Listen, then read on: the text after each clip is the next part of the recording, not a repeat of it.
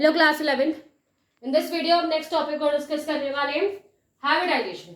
सो जैसे कि प्रीवियस हमने पढ़ा अबाउट द ऑर्बिटल ओवरलैपिंग कि किस तरीके से ऑर्बिटल ओवरलैप्स करते हैं डायटॉमिक स्ट्रक्चर्स में हमने देखा एंड ऑल्सो कुछ एग्जांपल्स देखे पॉलीएटॉमिक स्ट्रक्चर्स के। जैसे मैंने आपको CH4 का एग्जांपल दिया, NH3 एंड H2O का भी एग्जांपल वहां पे हमने मेंशन किया था, जिसमें जो स्पेसिफिक एंगल होना चाहिए था उनके बीच में वो हमें नहीं मिला। स्पेसिफिक एंगल कहां से, जो हमने VSEPR थ्योरी पढ़ी है इसके पहले, VSEPR थ्योरी में जो भी एंगल्स उन्होंने बताए थे दे आर एक्यूरेटली बिल्कुल सही है वो, और उसके ऊपर वो सारे कंपोजिशन प्रॉपर नहीं हो पा रहे थे बिकॉज हमने आपको प्रीवियस में डिस्कस करके बताया था कि जो बॉन्ड एंगल है ना, जो 3p ऑर्बिटल्स आपको दिखते हैं px py एंड pz, उनके बीच में जो बॉन्ड एंगल था वो क्या आ रहा था, वो ऑलवेज क्या आता है 90 डिग्री का।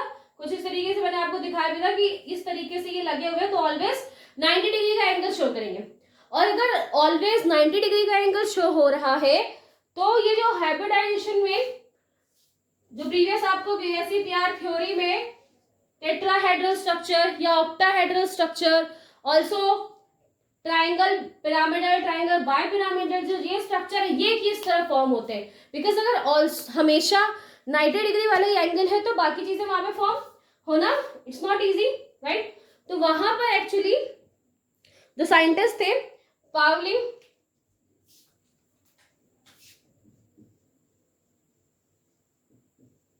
इन्होंने ये बताया अबाउट द हाइब्रिडाइजेशन कि किस तरीके से जो एलिमेंट्स हैं या किसी के जो मॉलिक्यूल्स है, बेसिकली कौन से polyatomic molecules,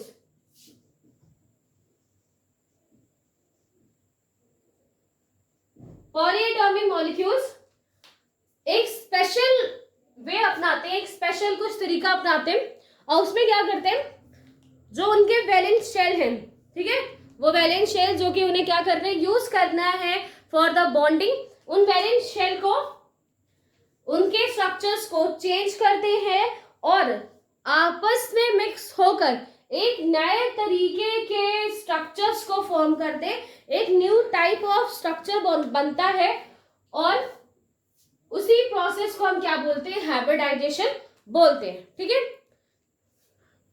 so atomic orbitals form new set of orbital, that means जो सेंट्रल एटम है, सेंट्रल एटम के जो वैलेंस इलेक्ट्रॉन में जितने भी एटॉमिक ऑर्बिटल्स है ये आपस में ज्वाइन होकर मिलकर कुछ ऐसा न्यू सेट आपको यहां पर दिखाई देगा, कुछ न्यू सेट या फिर कुछ न्यू अरेंजमेंट आपको दिखाई देते हैं और इन्हीं न्यू अरेंजमेंट को हम क्या बोलते हैं, हाइब्रिड ऑर्बिटल्स बोलते हैं, ठीक है। जो न्यू अरेंजमेंट यहाँ पर बनेगा, जो न्यू ऑर्बिटल्स बनेंगे उन्हें हम बोलेंगे हाइब्रिड ऑर्बिटल्स,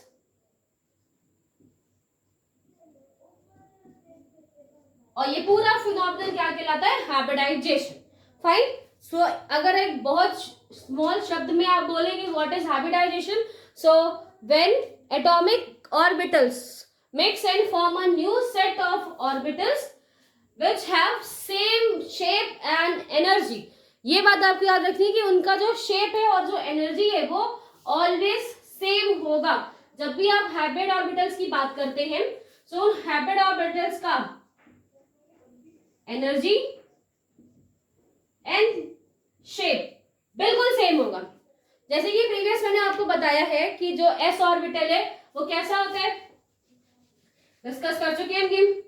जो s ऑर्बिटल है वो कैसा होता है, स्फीयर लाइक स्ट्रक्चर है उसका। p ऑर्बिटल्स की बात की तो कुछ इस तरीके का स्ट्रक्चर थे, राइट। तो यहाँ पे स्ट्रक्चर्स आपको दिखाई दे रहे, कुछ ऐसे स्ट्रक्चर आपको वहां पर बताए गए p के लिए अलग अलग एक्सिस पे। तो यहाँ पर क्या है, स्ट्रक्चर अलग अलग है, शेप अलग अलग है इनका, लेकिन जब वो क्या करते हैं, हाइब्रिडाइजेशन कर रहे हैं या हाइब्रिड ऑर्बिटल्स बनाते हैं, तो एक स्पेसिफिक एक इस तरीके का आपको वहां पर हाइब्रिड ऑर्बिटल दिखाई देगा। आपको मैंने नेगेटिव एंड पॉजिटिव फेज के बारे में बताया था, तो ये नेगेटिव फेज है और ये पॉजिटिव फेज है, और ये जो आपको यहाँ पर ऑर्बिटल दिखाई दे रहा है that is hybrid hybrid orbital जिसमें किसी की भी मिक्सिंग हो सकती है। दैट मीन्स एक s ऑर्बिटल p ऑर्बिटल के साथ मिक्स कर हो जाए, ये sp इसके साथ मिक्स हो जाए, ये तीनों ही इस ऑर्बिटल के साथ मिक्स हो जाए। तो ये आपस में क्या करते हैं, आपस में मिक्सिंग करने के बाद कुछ न्यू सेट बनाते हैं, कुछ न्यू अरेंजमेंट बनाते हैं जिसमें उनकी एनर्जी, उनका शेप सब सारे ही ऑर्बिटल्स का सेम हो जाता है और सेम एनर्जी सेम ऑर्बिटल्स होने की वजह से वो इजीली रिएक्शन कर सकते हैं। और इस तरीके के ऑर्बिटल्स को क्या बोलते हैं, हाइब्रिड ऑर्बिटल।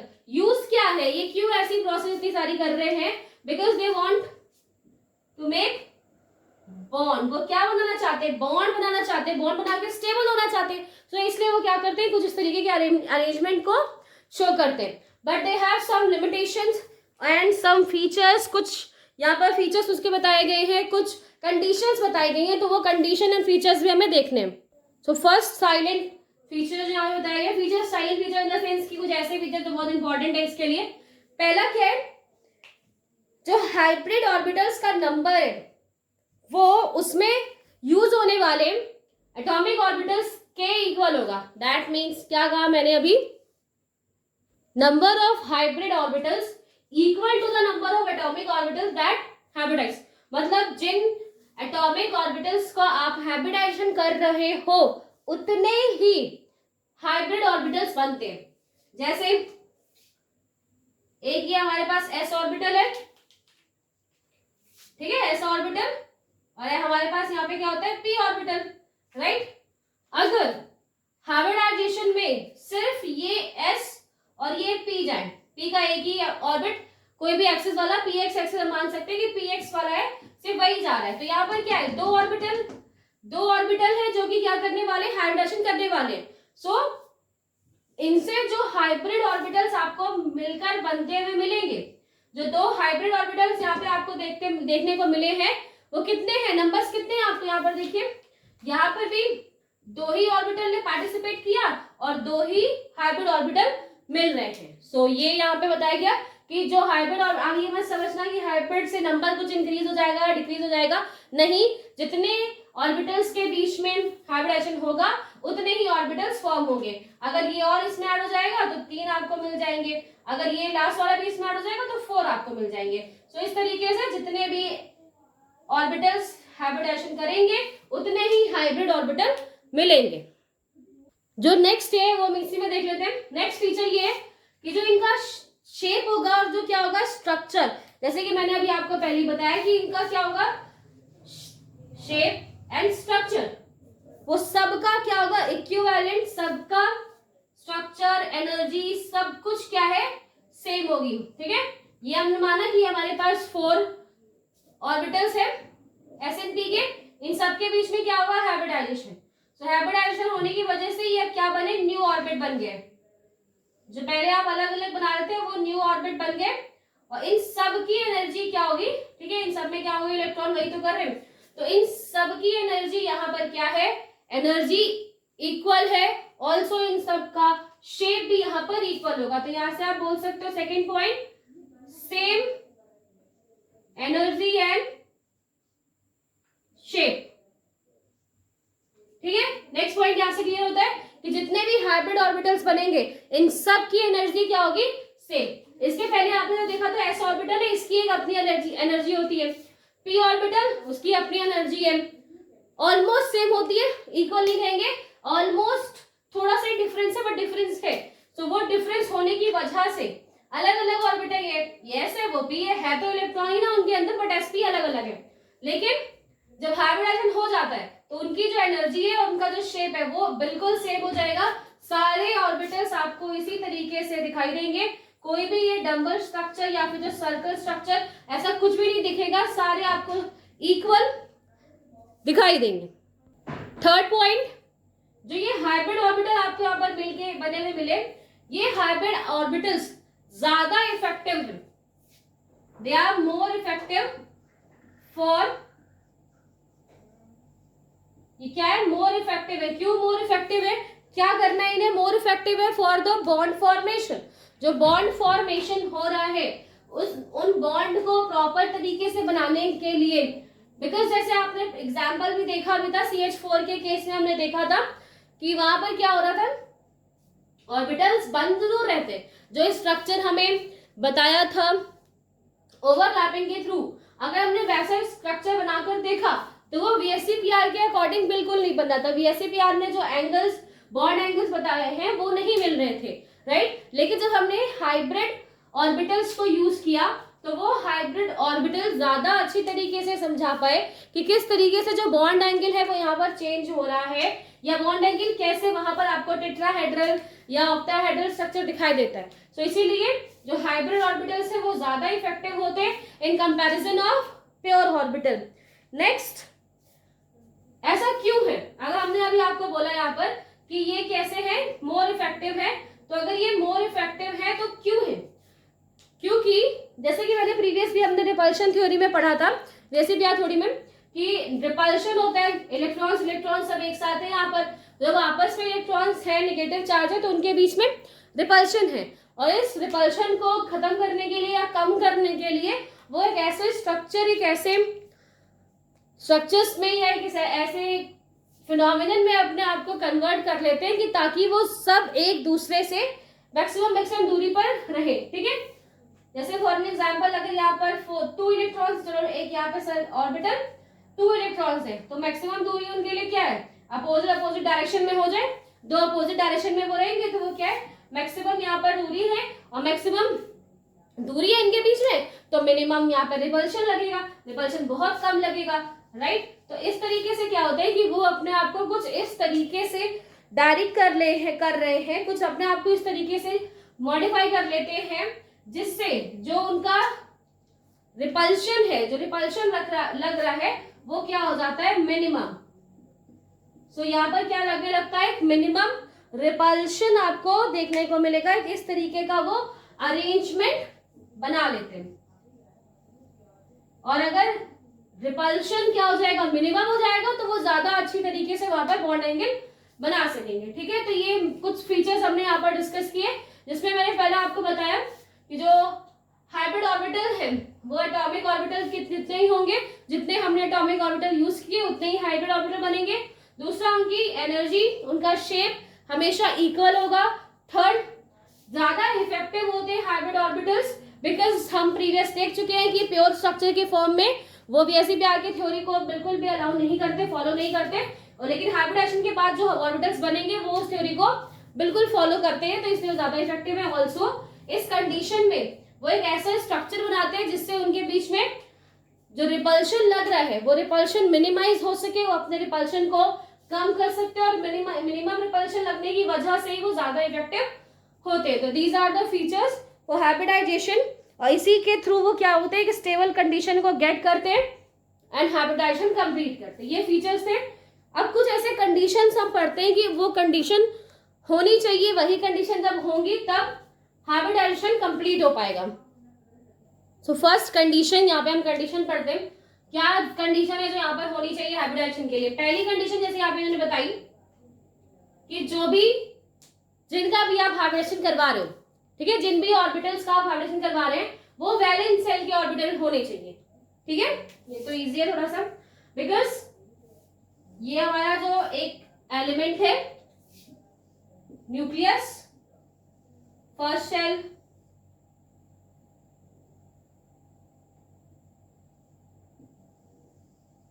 ठीक है, सेकेंड एंड थर्ड।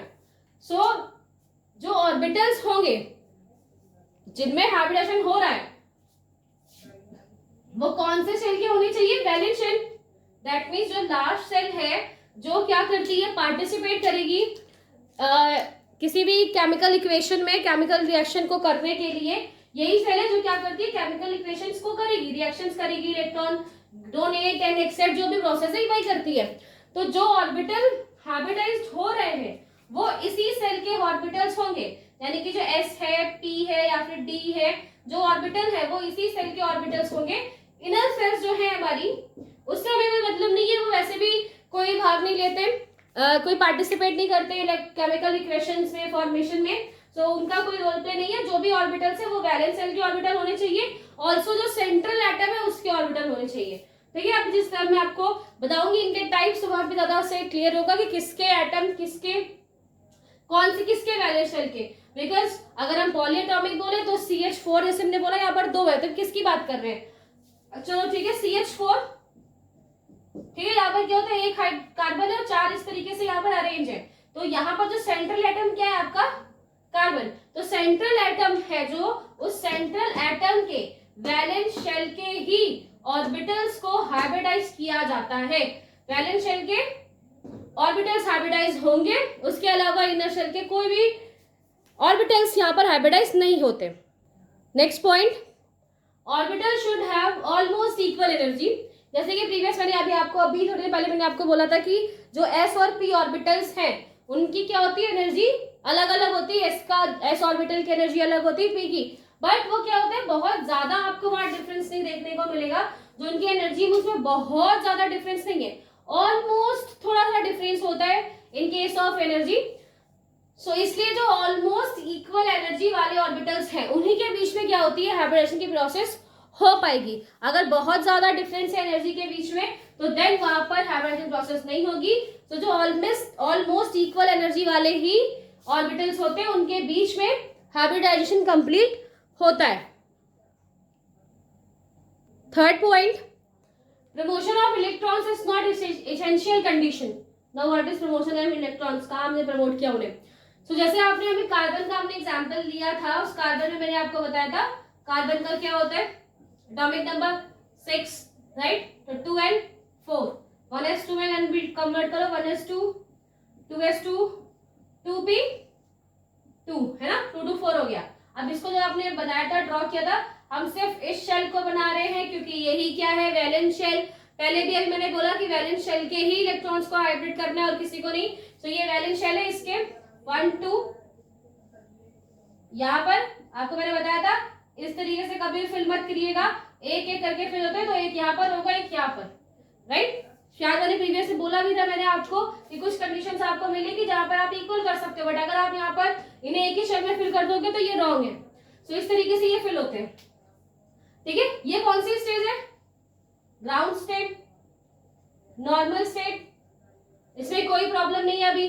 लेकिन जब हम इसे एनर्जी देते हैं और ये एक्साइटेड स्टेज में आता है, ठीक है, एक्साइटेड स्टेज में आएगा तो ये अब इस शेल से जंप करके यहाँ पर आ जाता है ना? जो ये वैकेंट शेल है इसके पास अपने वैकेंट शेल में वो जंप करेगा। सो अब क्या बनेगा, 1, यहाँ पर भी क्या हो गया, 1। तो ये जो स्टेज आपको दिखाई दे रही है ये क्या है, एक्साइटेड स्टेज में ऐसे होता है। यहाँ पर हमने क्या कर दिया, इलेक्ट्रॉन्स को क्या कर दिया, प्रमोट कर दिया। एक यहाँ पर शेल में थे, अब वो जो दूसरी वैकेंट शेल थी उसके पास वो प्रमोट हो गई। तो ये जो प्रमोशन है यानी कि ये जो अरेंजमेंट हो रहा है ये कार्बन के केस में आपको देखने को मिलेगा, बट ऑलवेज ऐसा हो, इट्स नॉट कंपल्सरी। ऐसा नहीं है कि जिनमें ग्राउंड स्टेट से आप एक्साइटेड स्टेट में ला रहे हो और उनके इलेक्ट्रॉन्स मूव कर रहे हैं आगे की तरफ उन्हीं में हाइब्रिडेशन होगा, तो ऐसा कोई कंपल्सरी नहीं है। कुछ ऐसे भी आपको अभी एग्जाम्पल देखने को मिलेंगे जहां पर यहाँ पर भी इलेक्ट्रॉन्स ऑलरेडी यहाँ पर भी है, फिर भी वो हाइब्रिडाइज हो रहा है, ठीक है, कंप्लीट है वो, ये शेल कंप्लीट है, ये भी शेल कंप्लीट है, तब भी उनमें हाइब्रिडेशन हो रहा है। तो ये एग्जाम्पल जब आप देखेंगे उनके टाइप्स को वहां पर देखेंगे तो और इजिली समझ में आएगा, ठीक है? तो ये जो प्रमोशन वाला केस है जिसमें ग्राउंड स्टेट से वो एक्साइटेड स्टेज में आया और इलेक्ट्रॉन जंप कर जाता है into next orbital, it's not necessary, it's not essential. हर जगह आपको ऐसी चीजें देखने को नहीं मिलेंगी, but yes in case of carbon ऐसे ही होता है।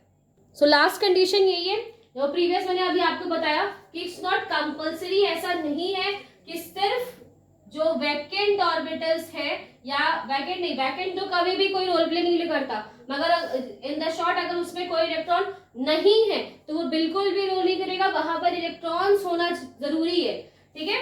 जैसे कि फॉर एग्जाम्पल एक ये ऑर्बिट और एक ये ऑर्बिटल, इलेक्ट्रॉन सिर्फ यहाँ है, सिर्फ यहाँ है, तो जो भी हाइब्रिडाइजेशन है वो सिर्फ इन्हीं दोनों के बीच में होगा।